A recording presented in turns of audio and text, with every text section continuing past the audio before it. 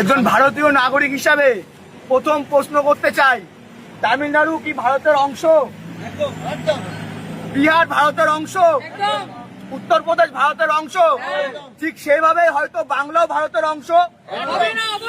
তাহলে কেন বারবার সবকিছুর ক্ষেত্রে বাংলার সাথে আলাদা নিয়ম তৈরি হচ্ছে দিল্লি থেকে?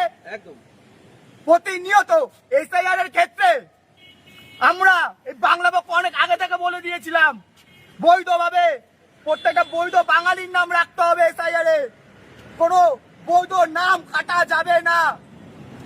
এসআইআর এর বিরুদ্ধে আমরা একবার আওয়াজ তুলিনি, বারবার করেছি, বলেছি সঠিকভাবে যেন এসআইআরটা হয়। তাহলে কেন আজকের দিনে আমাদের এখানে এসে আন্দোলন করতে হচ্ছে? জবাব দাও, ইলেকশন কমিশন জবাব দাও। ভিতরে আছে জ্ঞানেশ কুমার, বাইরে দাঁড়িয়েছি আমরা।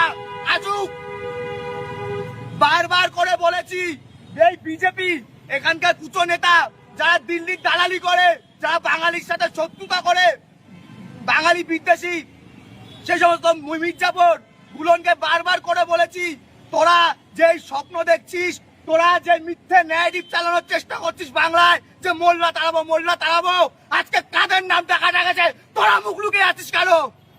এখানকার লোকাল নেতাগুলোন কোথায়? বিজেপি নেতাগুলোন কোথায়?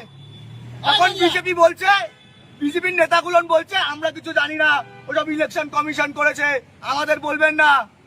আর ইলেকশন কমিশন বলছে রোহিঙ্গা ধরা আমাদের কাজ না। ইলেকশন কমিশনকে বলবো, ইলেকশন কমিশন যেন একটু মুখটা বন্ধ রাখে, ওদের মুখ থেকে বিজেপি নামক পচা গন্ধ বেরোচ্ছে, বাঙালির নাম চলছে, সেই জ্বালা নিয়ে আজকে এখানে দাঁড়িয়ে আছি। বাঙালির সাথে বারবার যা শত্রুতা করেছে, বাঙালি প্রতিবাদ করেছে, ঢুকে দিয়েছে, আজকেও ঢুকে দেবে। কিন্তু আমরা ততদিন প্রতিবাদ থামাবো না যতদিন না যে বৈধ নাগরিক, যারা বৈধ বাঙালি, তাদের নাম কাটা গেছে কিংবা ঝুলিয়ে রেখেছে, যতক্ষণ না ফেরে। এই যে নুদ্দা আমাদের সহযোদ্ধা, ওর কি হবে? বিজেপি নেতাগুলো বলুক ওর কি হবে। যারা এসআইআর পক্ষে আমরাও ছিলাম, কিন্তু এই বিজেপির ন্যারেটিভে যারা এসআইআরটা করছে তাদের কি হবে বলুক। তার সব দলিল আছে, তার জন্ম সার্টিফিকেট আছে, তার জন্ম এখানে। এরকম হাজার হাজার নাম কাটা গেছে, হিন্দু নাম সব থেকে বেশি ডিলিট হয়েছে। এই যে হিন্দু প্রেমী বিজেপি, হিন্দু প্রেমী শুভেন্দু কোথায় আজকে? ও সবাইকে বলে দিই, কোনো হিন্দু মুসলিম কেস না, কেস বাঙালি বলে নাম কাটা গেছে। এবং আমরা বলে দিয়েছিলাম, যেই থাকুক কি না থাকুক আমরা থাকবো। আজকে এখানে তৃণমূল নেই, বিজেপি নেই, সিপিএম নেই, কংগ্রেস নেই, আমরা আছি, বাংলা পক্ষ আছে, বাঙালি সংগঠন আছে। আজকে ভারতের ফাইনাল ম্যাচ টি-20 ওয়ার্ল্ড কাপ, সেখানে ভারত খেলবে।